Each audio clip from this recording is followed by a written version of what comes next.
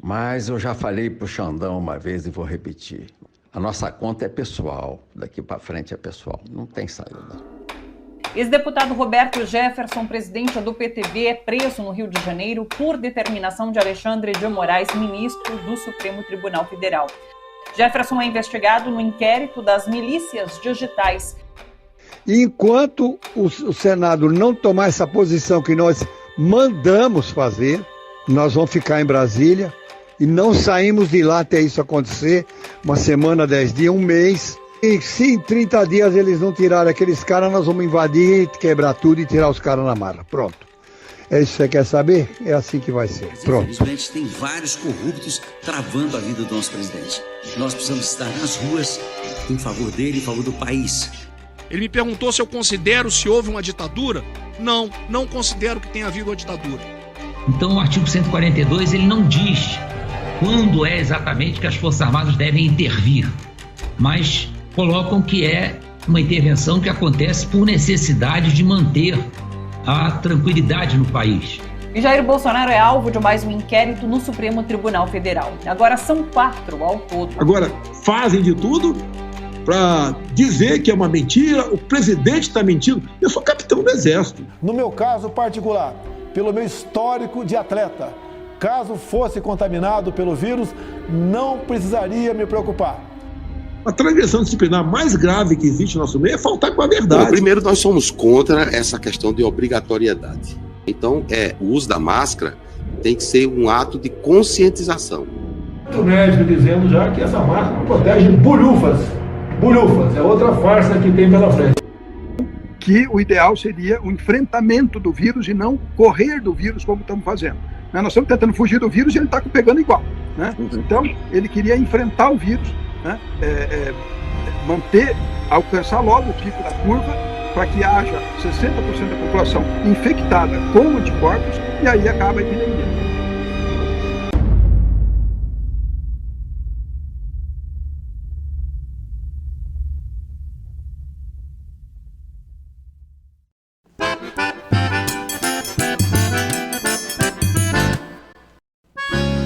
Olá companheiras, olá companheiros, saudações petistas. Essa é mais uma edição do podcast. Em tempos de guerra, a esperança é vermelha. Hoje é segunda-feira, dia 23 de agosto. Eu sou o Patrick e toco a conversa junto com vocês. No episódio de hoje, comentamos a escalada bolsonarista e a ampliação dos conflitos entre os poderes. Ouvimos o companheiro Dantas Moretti, advogado e militante do PT em Brasília, que fala sobre o pedido de impeachment feito por Bolsonaro contra o ministro do STF, Alexandre de Moraes. E a companheira Helena Abramo, socióloga e que integrou a Secretaria Nacional de Juventude no governo Dilma, trata do tema Juventude e Desemprego.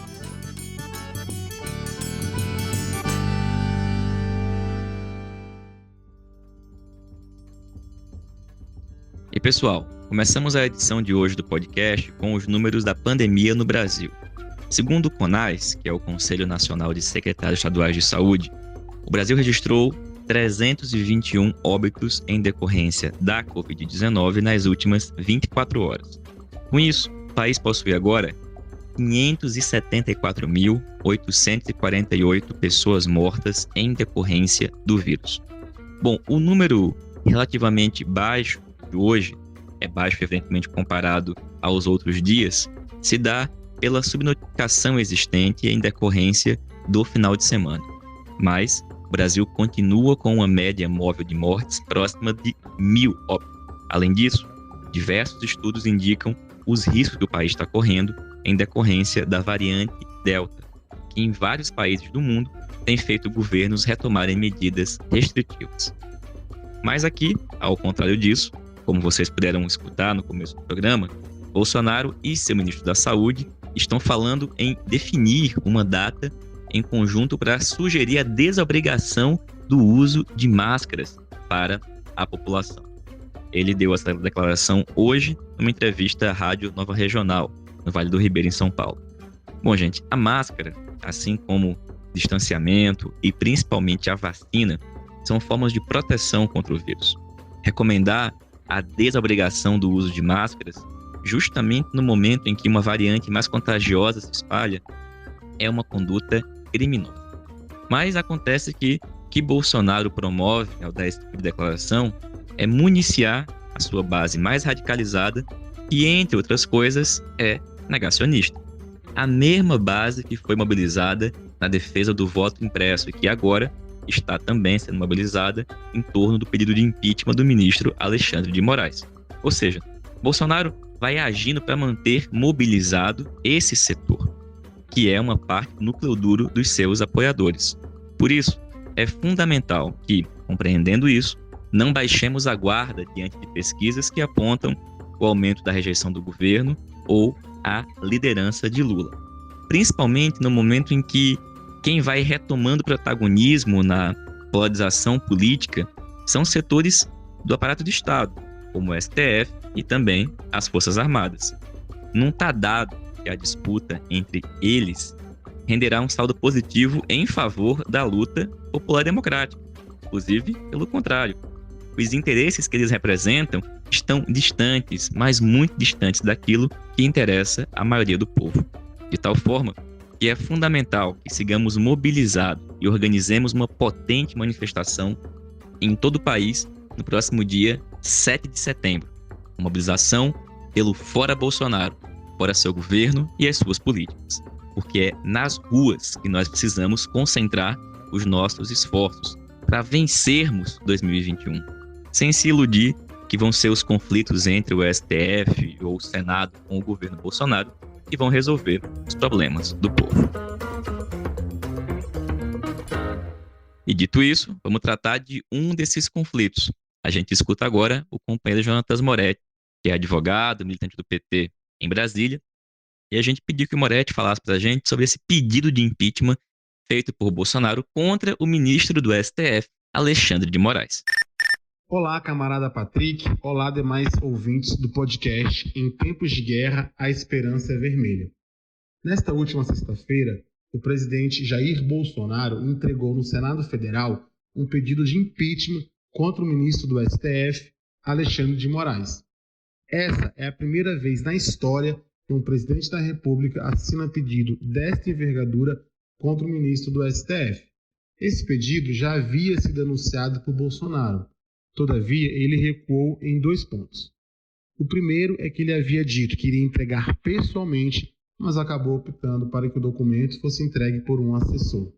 O segundo recuo é quanto ao pedido de impeachment contra outro ministro do STF e presidente do TSE, Luiz Roberto Barroso.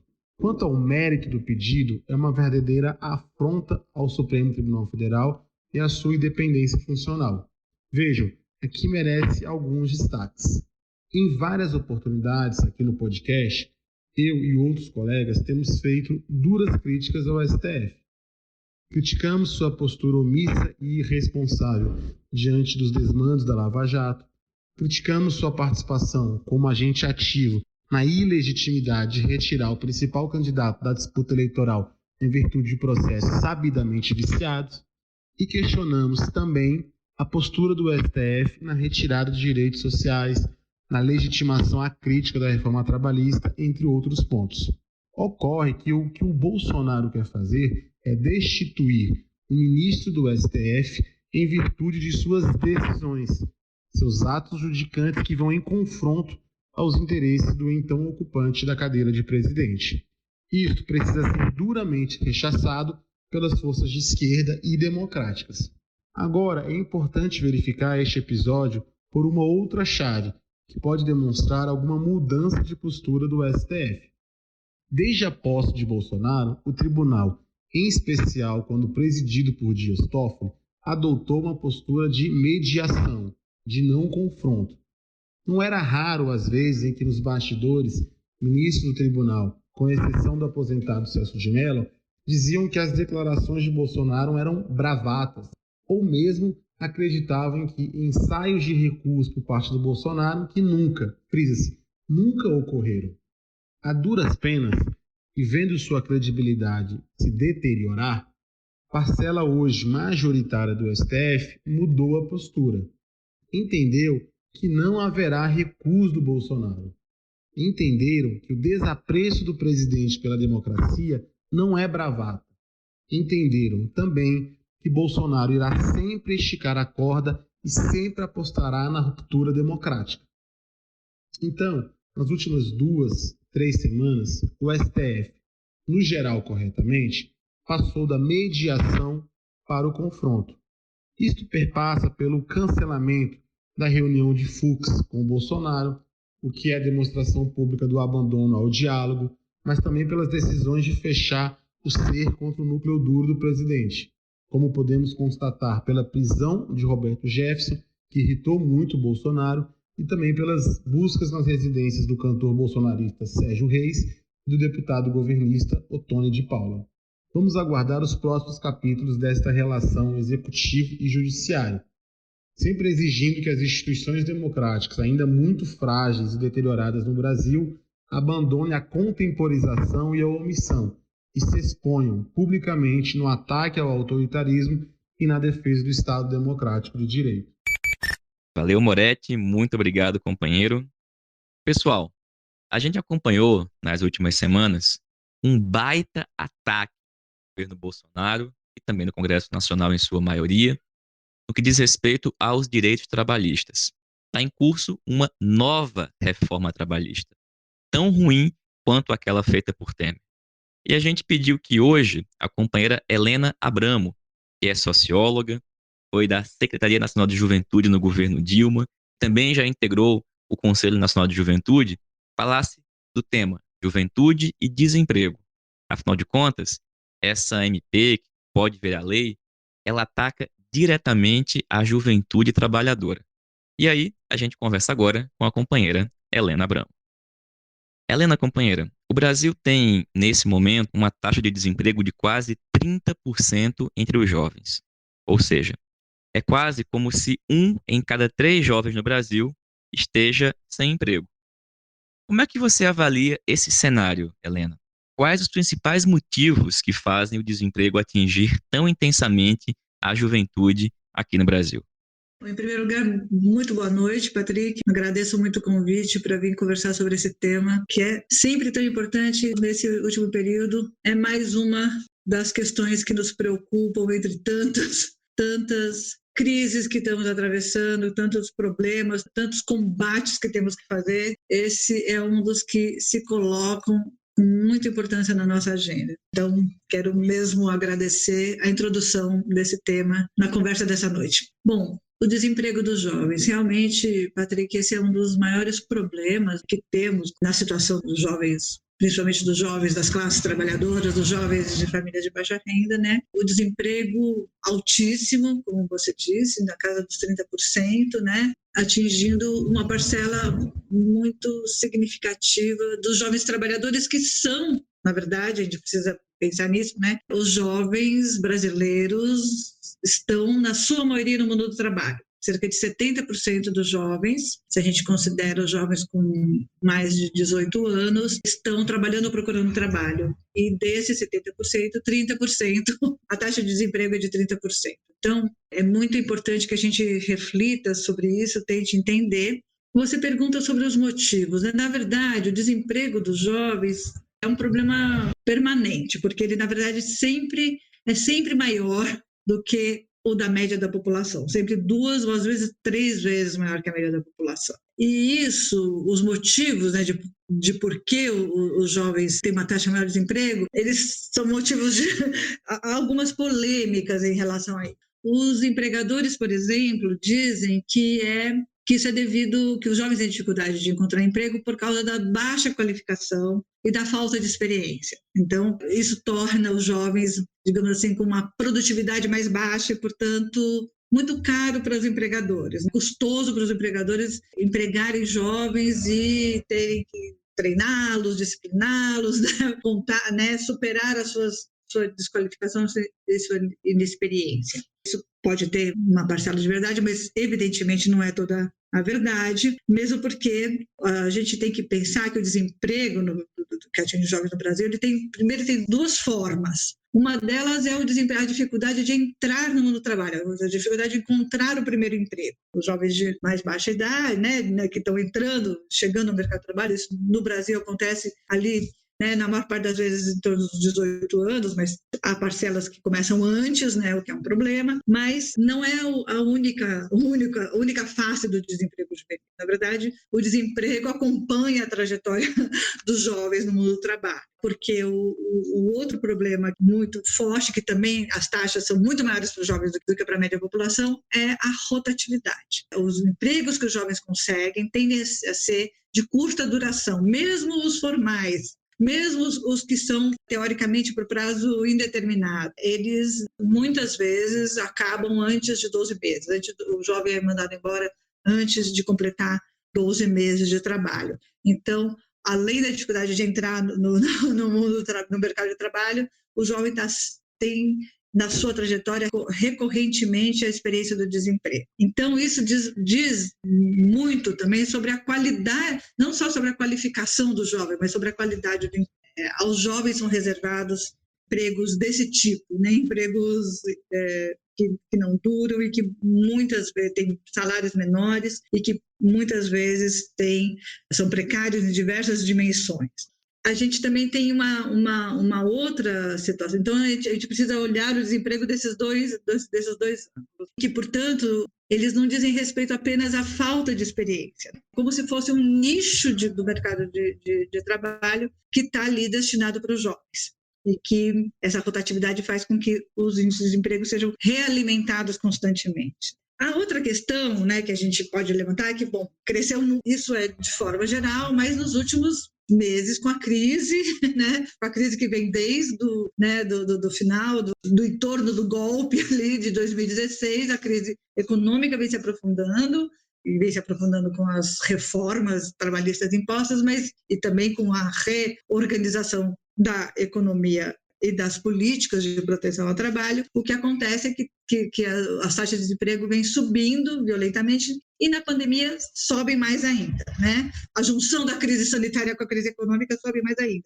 O que acontece é que você teve destruição de empregos nesse período, né? Uma alta destruição de emprego. Então, desemprego também é fruto da destruição dos empregos no país e agora com a pandemia isso se agrava também. E, na verdade, também se sabe que o desemprego dos jovens ele é mais sensível a essas injunções. Numa situação de crise, quem primeiro sofre esses movimentos de desemprego são os jovens, e aí a desculpa, enfim, um dos argumentos é de que os empregadores se tornam mais seletivos, mais exigentes, e isso talvez seja muito mais verdade do que a ideia de que você protege. Mas também por quê? Porque é mais fácil demitir um jovem que não tem direitos do que demitir trabalhadores com mais tempo de trabalho com direitos. Então, de fato, o desemprego dos jovens cresce mais.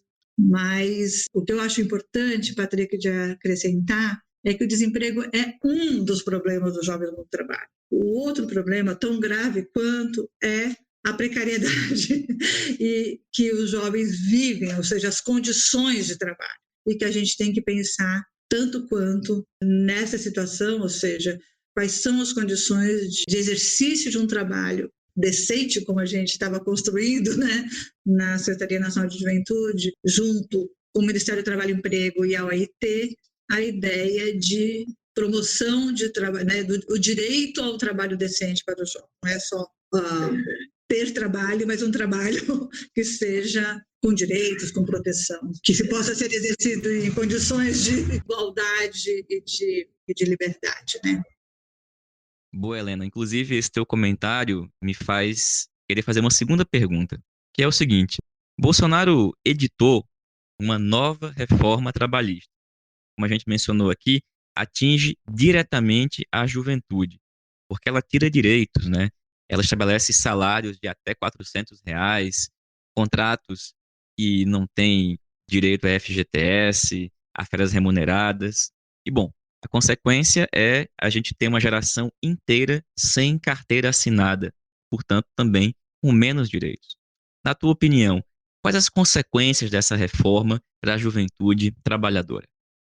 Patrick, MP, né, que foi aprovada na Câmara e agora está no Senado, na Câmara foi aprovada dessa forma absurda, né?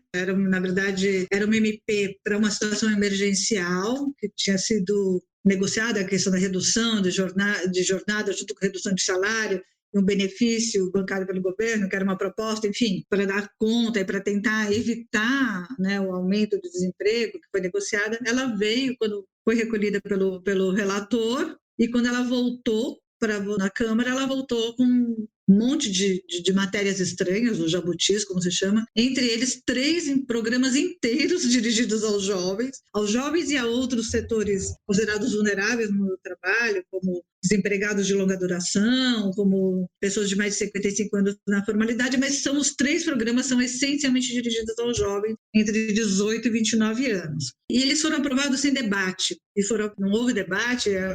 O novo estilo de legislar colocado pelo Lira é exatamente esse. Matérias estranhas são embutidas, não tem tempo de debate, aprovado de forma abrupta, né? Agora, essa medida provisória, que é a 1045, está no Senado, mas lá a gente tem condições de lutar. Por isso é muito importante falar sobre isso, porque eu acho que é preciso uma grande mobilização para que se evite a aprovação desses programas, porque eles são 3 programas diferentes, Patrick. Cada um deles tem um problema, mas os 3 programas são 3 propostas indecentes, certo? Ao contrário de promover o trabalho decente, eles de fato promovem a precariedade, como você estava dizendo. Cada um deles de um jeito.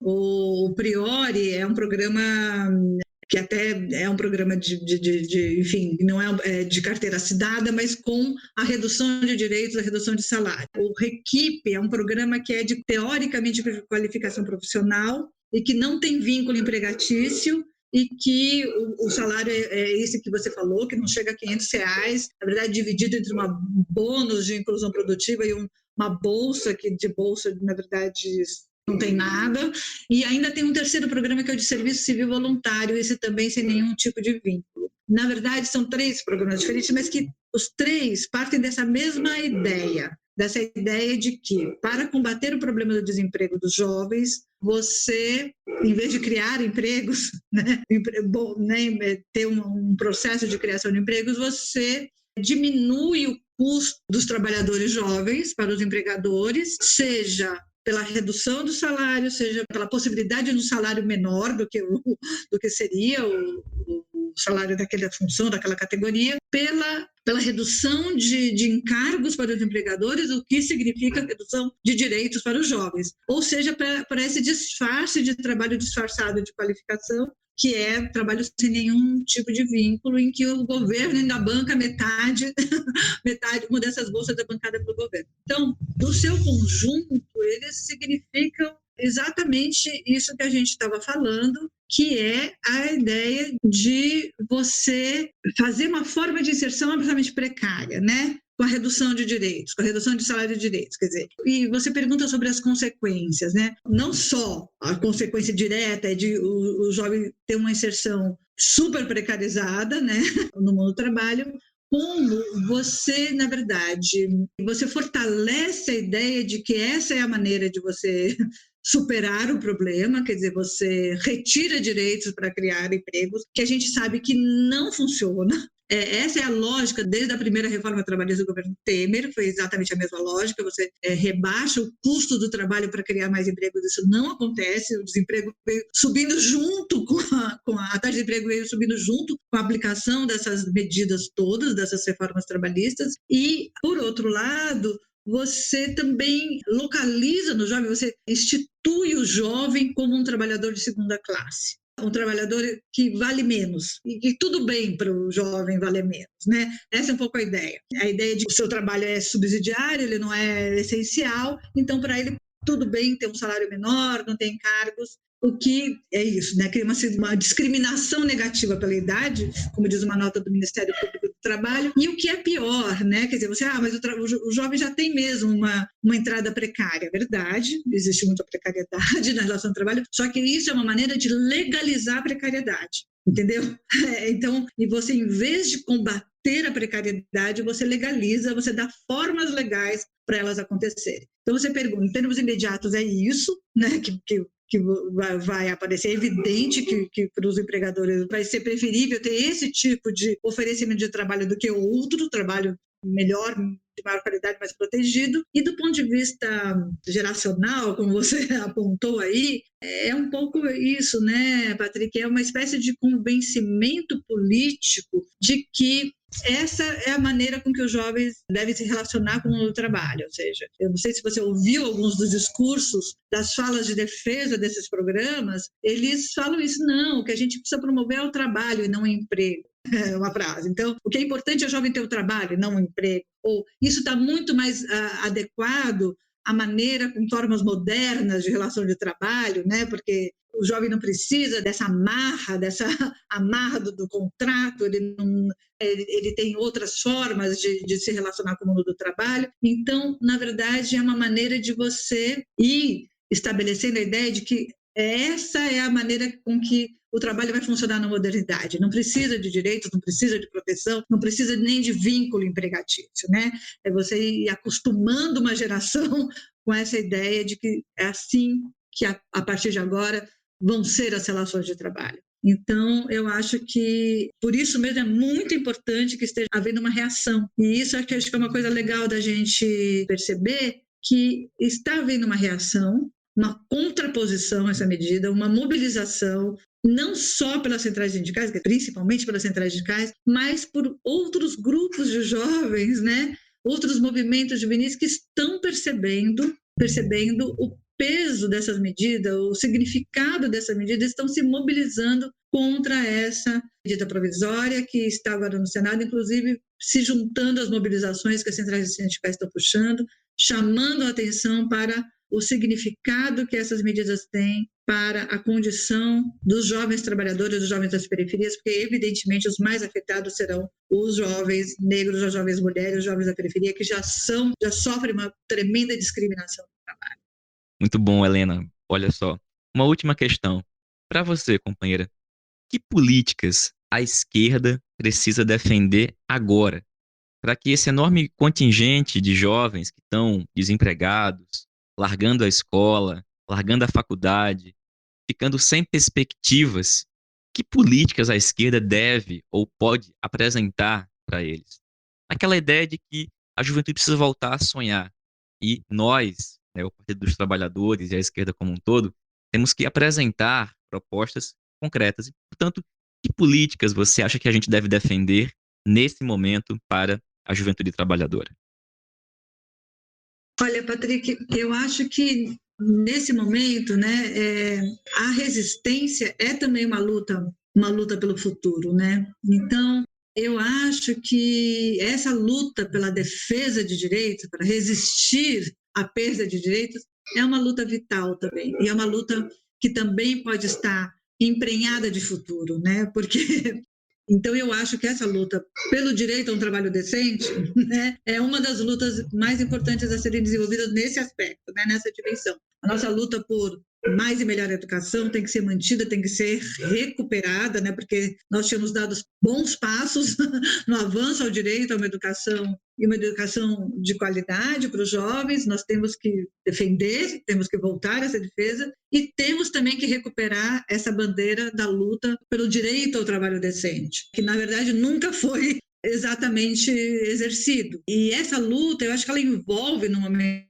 atual uma grande luta de resistência. Então, ser capaz de dizer não a essas falsas soluções, como essa desses programas que estão embutidos nessa MP, é uma maneira de lutar. E aí eu acho, Patrick, que a gente tem que olhar o que é que os jovens já estão falando. Então, eu acho que a gente talvez não tivesse essa consciência se não tivesse assistido à luta desenvolvida, por exemplo, pelos entregadores de aplicativos no ano passado, a esse alerta que o Galo, né, o Paulo Lima, dos entregadores antifascistas, tem feito, né, tem sofrido consequências trágicas também por isso, de que é sim importante que a juventude lute pelos direitos do trabalho, né, pelo direito a ter um trabalho protegido durante a pandemia. Os entregadores de aplicativo, né, ser entregador de aplicativo foi vendido pelo sistema, pelos empresários desse setor, como um trabalho que dá autonomia, que dá flexibilidade, que você pode ser estudante porque você não tem horário rígido de trabalho, né? Como se fosse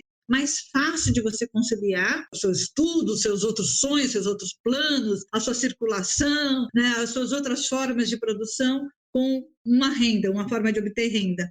Mas, na realidade, nada disso acontece dessa maneira. É como você disse, é uma jornada que, ao invés de ser muito mais flexível, é muito mais longa, extensa, só que você não está sendo remunerado pela jornada inteira, é tal do trabalho por demanda, né? Por entrega, você só ganha quando você está, né? Você fica à disposição o dia inteiro e você ganha por poucas horas de exercício. Então, esse movimento que fez a denúncia dessa falsa construção, dessa falsa promessa, né? Ele é muito importante, né? É muito importante para a gente entender de fato quais têm sido as condições reais de trabalho dos jovens nesse período. Então, é uma luta de resistência, é uma luta por defesa de direitos, mas é uma luta também, é uma luta muito atualizada, porque ela está dizendo, olha, essas transformações no mundo do trabalho, elas podem encontrar formas de resistência, como os entregadores fizeram um movimento sindical, onde muitos teóricos diziam que era impossível haver uma organização, porque não tem chão de fábrica, porque não tem nem patrão visível. E eles fizeram. Então, o que eu acho interessante, Patrick, é que os próprios jovens trabalhadores estão nos mostrando, né, que há processos de luta a serem desenvolvidos. E a gente tem que ser capaz de reconstruir a nossa agenda, a nossa pauta de reivindicações, a nossa pauta de luta também por essas experiências.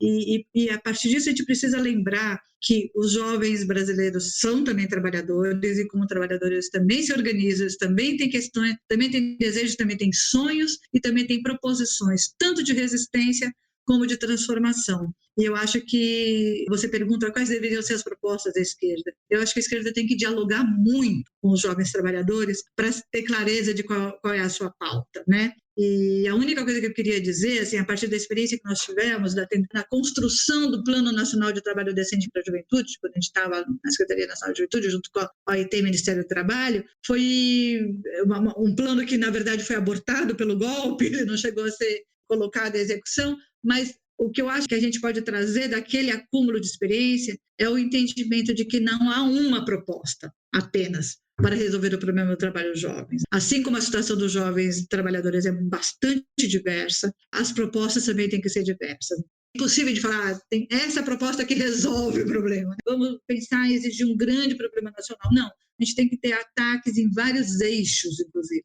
Há mais educação, melhor qualificação, evidentemente, é fundamental, mas isso não basta, tem que haver luta contra a precarização, tem que haver luta pela defesa dos direitos, por um trabalho protegido, a aprendizagem, por exemplo, tem que ser potencializada, é uma forma de inserção protegida, que tem que ser valorizada, é fruto dos nossos anos, do nosso período democrático também, essa proposta, ela tem que ser defendida. Outras propostas que permitam a conciliação, isso que você falou, quer dizer, como é que um jovem trabalhador que é também estudante, como é que ele pode preservar a sua possibilidade de estudar, e isso tem que ser observado tanto do ponto de vista das relações de trabalho, mas também das propostas de educação, né, das regras das universidades, que tem que compreender que a maioria dos seus estudantes é composta por estudantes trabalhadores, então tem que acolher eles como estudantes trabalhadores, né? Tem que, em termos de horário, de carga horária, de abertura de biblioteca, de bolsas de permanência, de uma série de medidas. Então, acho que são muitas medidas que a gente pode construir, mas no plano emergencial, acho que a primeira delas é que observar que não vale a pena construir processos de inclusão, ou seja, né, de combate ao desemprego, consolidando trabalhos precários, não é por aí que a gente vai resolver o problema, e que a gente, para o futuro, tem que construir as propostas ouvindo, dialogando com os movimentos de jovens trabalhadores que estão colocando as suas questões e podem nos ensinar muita coisa, né? Então, eles têm que construir toda uma agenda né? De direito ao trabalho decente para a juventude, a gente tem que construir. Oi, Helena, muito obrigado, companheira, muito agradecido pela tua participação, espero que possa voltar aqui mais vezes no podcast para a gente conversar sobre esse e outros assuntos. Muito obrigada, Patrick. Sempre que você tiver temas bacanas com que eu possa contribuir, pode apitar.